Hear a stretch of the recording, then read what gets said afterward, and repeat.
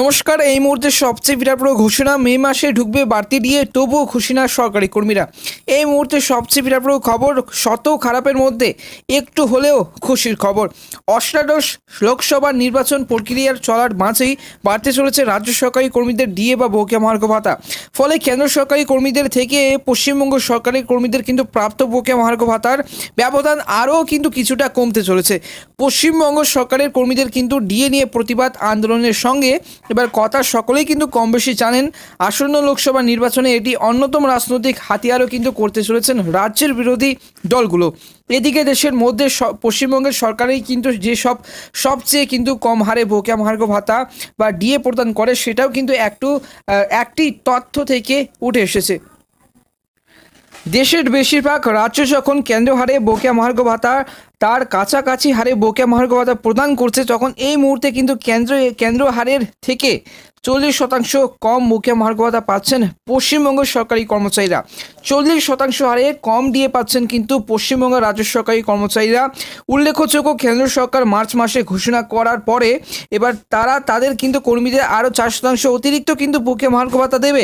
জানুয়ারি 2024 থেকে যে এই বকেয়া মহার্ঘ ভাতা প্রদানের প্রক্রিয়ার শুরু হয়েছে, ফলে বর্তমানে কেন্দ্র সরকারি কর্মীরা 50% হারে কিন্তু বকেয়া মহার্ঘ ভাতা বা ডিএ পাচ্ছেন।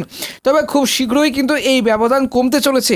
মে মাস থেকে আরও 4% বকেয়া মহার্ঘ ভাতা বাড়বে রাজ্য সরকারি কর্মীদের। তখনই কিন্তু এই ব্যবধান কমে 36% এসে দাঁড়াবে। এবং তবে এই মুহূর্তে বা এটা নতুন কোনো প্রাপ্তি নয়, গত 8 ফেব্রুয়ারি রাজ্য বিধানসভার বাজেট পেশ করতে গিয়ে অর্থ প্রতিমন্ত্রী চন্দ্রিমা ভট্টাচার্য মে মাস থেকে কিন্তু এই 4% বকেয়া মহার্ঘ ভাতা বৃদ্ধির কথা ঘোষণা করেছিলেন। ফেব্রুয়ারি মাসে রাজ্য বাজেটে পশ্চিমবঙ্গের যে সরকারি কর্মী ও অবসরপ্রাপ্তদের কিন্তু জন্য 4% করে ডিএ বাড়ানোর কথা জানানো হয়েছে। এতে রাজ্য সরকারের প্রায় কিন্তু 14 লক্ষ কর্মী উপকৃত হবেন। তবে এই বর্ধিত ডিএর যে টাকা অবশেষে কিন্তু আগামী মে মাস থেকে কিন্তু পেতে শুরু করবেন পশ্চিমবঙ্গ সরকারের কর্মীরা। উল্লেখ্য যে মে মাসে এই 4% অতিরিক্ত ডিএ বা বকেয়া মহার্ঘ ভাতা দিলে পশ্চিমবঙ্গ সরকারের কিন্তু কর্মীদের মোট ডিএর কিন্তু অঙ্কটা বেড়ে দাঁড়াবে 14%। তবে এই যে 4% ডিএ বৃদ্ধি করতে গিয়ে পশ্চিমবঙ্গ সরকারের উপর কম বোঝা চাপেনি কর্মীদের। এবার মুখ্যমন্ত্রী মমতা বন্দ্যোপাধ্যায় জানিয়ে দিয়েছেন এবং এর জন্য রাজ্য সরকারের ঘাড়ে বার্ষিক 2400 কোটি টাকার অতিরিক্ত কিন্তু বোঝা চেপেছে। যদিও সব মিলিয়ে কিন্তু রাজ্য সরকারি কর্মীদের একটি বড় অংশ মোটেও কিন্তু খুশি হতে পারছেন না রাজ্য সরকারি কর্মচারীরা। তার জন্য কিন্তু সংগ্রামী যৌথ মঞ্চের অন্যতম আহ্বায়ক ভাস্কর ঘোষ ঘোষণা করে দিয়েছেন, যতক্ষণ না রাজ্য সরকার বকেয়া দিয়ে দিচ্ছে, আমাদের দাবি দিচ্ছে, তত দিন পর্যন্ত কিন্তু তারা আন্দোলন চালিয়ে যাবেন এবং বকেয়া ডিএ দেওয়ার দাবিতে।